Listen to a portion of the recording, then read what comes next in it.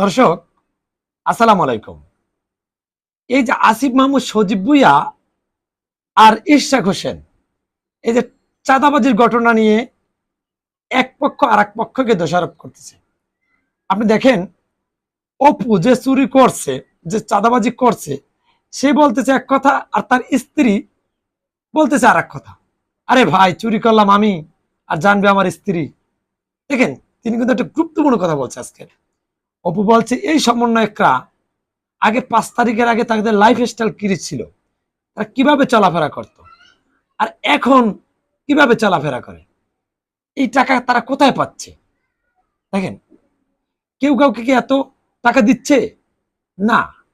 1 লাখ দিচ্ছে, 50,000 দিচ্ছে।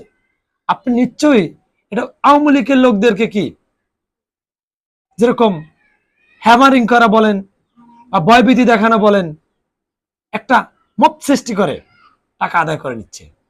এখন দেখেন, সারজিদ আলম এক কথা বলছে, সরি, আসিফ মাহমুদ সজীব ভুঁইয়া এক কথা বলছে, আর ইশরাক হোসেন তিনি যদি এই চাঁদাবাজি করতেই হইতো, তাহলে ছাত্র উপদেষ্টাদের প্রতিনিধি যারা আছে, যারা তাদের দলবলের লোক, তাদের দিয়ে কেন করবে?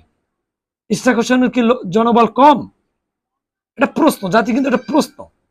আরেকটা বিষয় হলো, আজকে যে আসিফ মাহমুদ সজীব ভুঁইয়া তিনি আজকের সাংবাদিকদের প্রেস ব্রিফিংয়ে যে বললেন, তার কিন্তু একটা চোখমুখে একটা কেমন ছাপ। আপনি জানেন তাদের যে আগে হুঙ্কার ছাত্র উপদেষ্টাদের, আর তারা বিতর্কে জড়িয়ে যাচ্ছে। দেশের মানুষ এদের দ্বারা যে কতটা কি আশা করছিল, কিন্তু এখন সেটা আশা করা যায় না।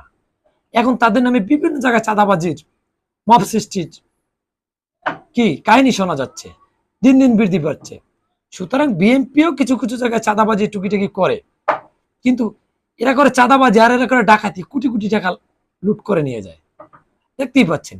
কিন্তু আমাদের কিছু ইসলামিক দল, মাশাআল্লাহ, তাদের বিরুদ্ধে এই জিনিসগুলো নাই, অভিযোগগুলা, কিন্তু তারা শুধু বিএনপিকে নিয়ে সমালোচনা করে। কিন্তু এই যে বর্তমানে ছাত্র উপদেষ্টাদের নামে এত কাহিনী, কেচ্চা কাহিনী, তাদের নিয়ে কিন্তু কোনো প্রতিবাদ জনসমক্ষে আসে না। সুতরাং এই দেশটাকে ঠেলাঠেলি করলে চলবে না।